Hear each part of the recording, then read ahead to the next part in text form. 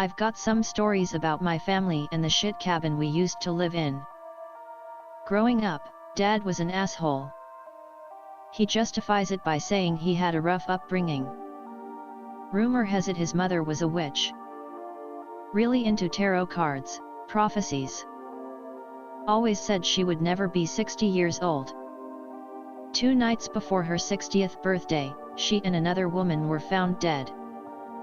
A relative took care of everything when she died, so despite our attempts to find out what happened, no one was let in on the circumstances of her death. The family last name means something satanic in foreign language. Growing up, we have heard whispers of a curse that all relationships within the family are destined to fail. Every person has gotten a divorce. There are no blood male heirs to the name. It's the end of the lineage. Anyways, Dad loved antiques. The house was full of them. When his obsession started, so did the weird things. Dad hoards gold coins. Starts compulsively buying things. Nothing of value, mind you, he is only buying old junk. Heaps of old useless junk. I don't know if that junk invited something in. But things started getting weird. One night, Dad got mad and whipped my door open, which broke my mirror. That night, I had sleep paralysis and saw a towering, slightly transparent, black shadow figure hunched over me. I could feel it trying to speak to me. In my mind, but I tried my hardest to ignore it. Basically repeat in my head, la la la, I can't hear you. La la la. Works like a charm. Be me, demon fighter. I started hearing things more and more. At the time, we were living in a very nice suburban neighborhood. I came home from school and said, "Hey guys, I'm home." Heard a female voice reply, "I'm glad you're back." I heard footsteps upstairs, a door open and close, and then something big fell. Seconds later the phone rang. I answered. It was my mom. She said, "I'm sorry, no one is home. We will be back in half an hour or so."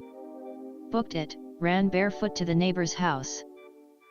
Came home when my parents returned, searched the house for something that would have made the loud falling sounds. Found nothing. This would happen a few more times.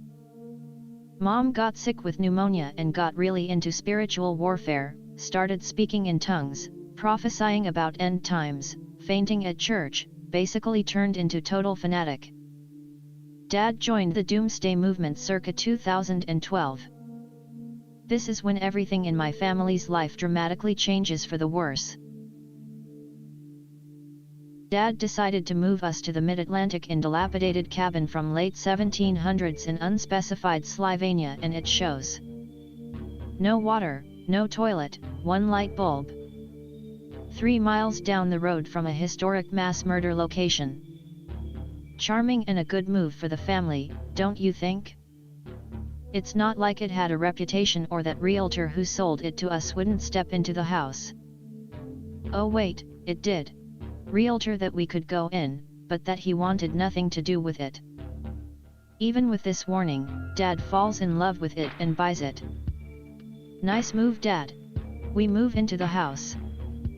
Later find out multiple people died on property. Find orbs and weird distortions in pictures from the property.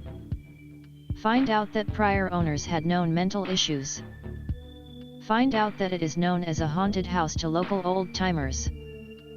Cabin had vertebrae and other large bones in the stone structure, chains all over the sides of the house, rat, snakes, and mice walked freely in the house.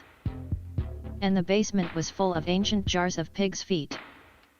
Don't tell the vegans.jpg. House was covered in Christian decor and relics from the past owners, i.e. crucifixes, holy pictures, saints, etc., and I mean covered. Every doorway, every wall. We took it all down because, eyesore. Needless to say, it was all creepy AF. Father even found a box full of letters from the previous owners and burned them all after reading it. Wouldn't let anyone else see the contents. For the first time, he didn't hoard something. Certain areas of the log house were worse than others. Basement was horrifying, the attic was a no-go zone, and the floor was caving in certain areas. Everyone took notice of one window. Said they felt someone watching them from it. Nobody could ever shake that feeling.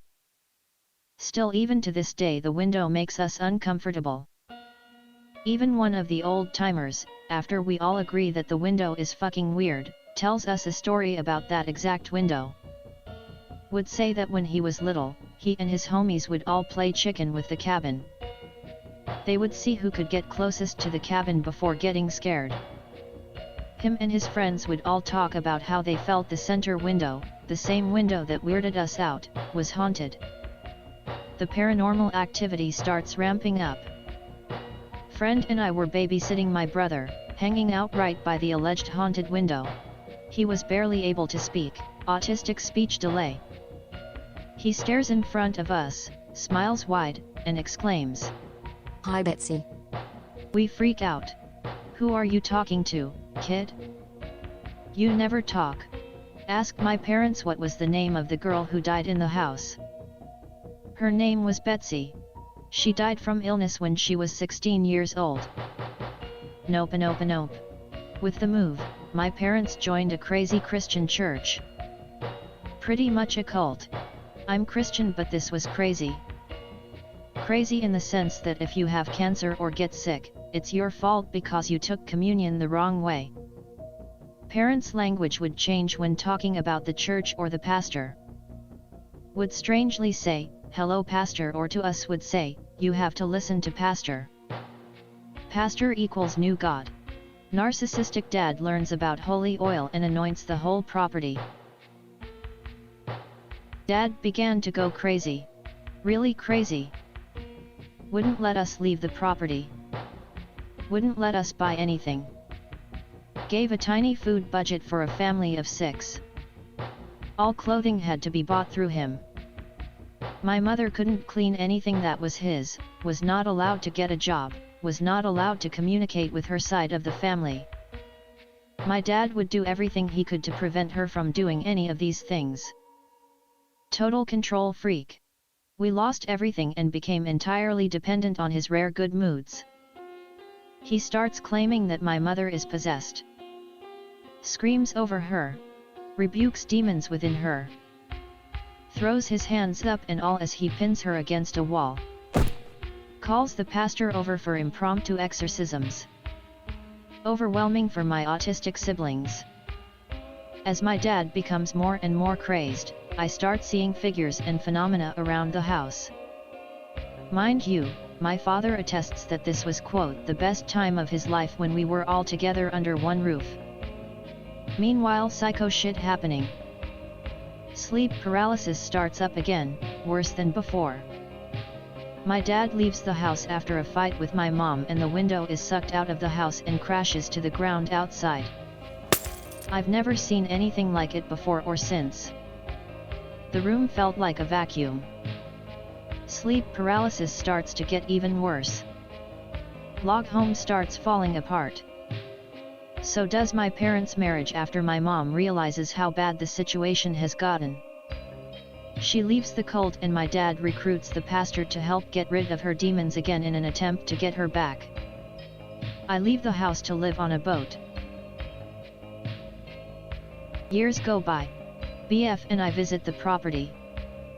Why we went there, I don't know. Parents still going through crazy divorce. Dad losing it. So many years have gone by. I forgot about how crazy the property is. Trying to reconnect with Dad and want to introduce BF to family. Hold on tight, young man. BF, Dad, and I were enjoying a midnight bonfire 6 to 10 feet from the edge of the wood line. Slightly foggy and humid night. Lots of tree frogs and katydids humming in the background. It was super loud for the middle of the night, but that's a mid-Atlantic summer for you. Psycho Dad started acting strange. Fire pit is in front of log home where the creepy window mentioned earlier is the only window you can see. Forests always get louder and quieter, that's just nature. We are all outdoors at Granolas, so we know what the woods can sound like. But all the sounds stop. Literally no noise at all. Like a switch was flipped. It was dead silent.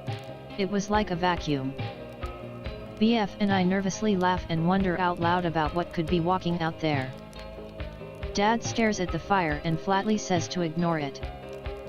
He turned expressionless. Both me and my BF WTF.jpg to that.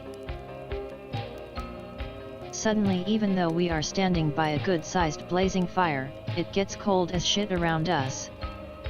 Hear a shuffle in the woods in front of us. Think it's the cat. Look down to see that the cat is next to us. Cat's attention is locked on the woods right in front of us. She puffs up and bolts. Shuffle gets louder, turns into what sounds like somebody running at us. Sounds huge, louder than any bear, very heavy stomping that gets faster. From a slow walk to full sprint. Sounded huge. I feel like I really need to emphasize just how brick-shittingly loud this thing was. Branches move and break. It was like the scene in Lost where they see the smoke monster for the first time. Loud and obviously alarming. Definitely sounds like it was running on 2 feet and by the end is running fast as fuck. BF and my blood run cold. Felt like that part in Lord of the Rings where Frodo tells the other hobbits to get off the road with that crazy zoom effect. We both tense up and madly backpedal as we are taken off guard by whatever the fuck is coming at us. Basically trying to GTFO under any and all circumstances. Help me baby Jesus.png. Dad doesn't move, still blankly staring into the fire. Reacts to nothing. Running stops at the edge of the firelight. From a deafening full sprint to zero noise. Impossible for any pro athlete to even stop that fast. Straight up disappears. BF comes to his senses, grabs his super bright ass flashlight and shines it to where the invisible obsessed running man noise was. We held our breath. Frozen in shock. Nothing standing there. Nothing at all. No imprints of feet in the grass, no movement of branches, no evidence of broken branches even though it was as loud as a tree falling. Dead. Silent. We are totally confused, saying nothing to each other, staring with our jaws dropped to the floor. Dad says. It's nothing. Still doesn't break his stare from the fire. Acts strangely and disconnected for the rest of the night. Bugs start chirping again, but there's still no movement. No more footsteps, just the sound of crickets and a crackling fire. Bedtime. Another night. BF has to go pee but because there are no working toilets goes outside to the tree line behind the log home. We stay in a small guest house to the front right of the cabin. Says while he was peeing he heard knocking coming from the side of the house. Thought it was woodpecker or some animal. Brushes it off and finishes. Starts walking back and hears frantic loud knocking coming from the side of the log home. Nopes the fuck back to the guest house and closes the blinds. Tells me that days before he saw a white translucent shape in the creepy window go from left to right. Freaked him out. Freaked me out. Father's narcissistic qualities get more severe. Father and I have a falling out. BF and I realize that we need to leave before the SHTF. We start packing up to leave when BF sees a large looming figure on the porch in broad daylight. I didn't get a good look at it, but I saw it in my peripherals. At least 8 feet tall. Hunched over. Staring right at him from beyond the glass door. Lights flicker and go out. Joy to the world, we are plunged in darkness in the property of an unhinged psychopath. BF says creature looked diamond-shaped, like it had its arms pressed to its sides. Had funny shape on top of head, BF didn't get a good look at it. We are spooked, but keep packing. Due to some circumstances, the truck wasn't ready to move so we have to stay the night. Darkness falls and the sounds of footsteps can be heard on the roof. And in the house, sound of walking coming from everywhere. Cats won't leave the front door of the house alone, moments later they start screaming. We don't move a muscle and stay on the couch. Couch has a small window directly in front of it. We see a pale, gaunt face hovering in the lower right-hand corner of the window. There was no curtain blocking the window, so you could always see straight in, or straight out to the log house. The face moves from bottom right across to the left, then up, then vanishes. Next day Dad goes crazy and tries to kill us. Blocks my BF's truck in. At the time it had a huge camper shell on the back of it, making it hard to maneuver sometimes. Tries to lure him to the woods. BF says no. We frantically throw all of our shit in the truck. Drive the truck through the garden to get out, don't care. Dad hops on the lawn mower. It's a huge old school mower, just another piece of ancient junk he's collected, and tries to ram into the truck. Barely misses us and we speed off. Weeks later Dad comes over to Mother's house, 2 hours away. Stands in the driveway angrily, custody thing, control freak thing. BF hears loud raps at the door in the bedroom he was in, not at the front door.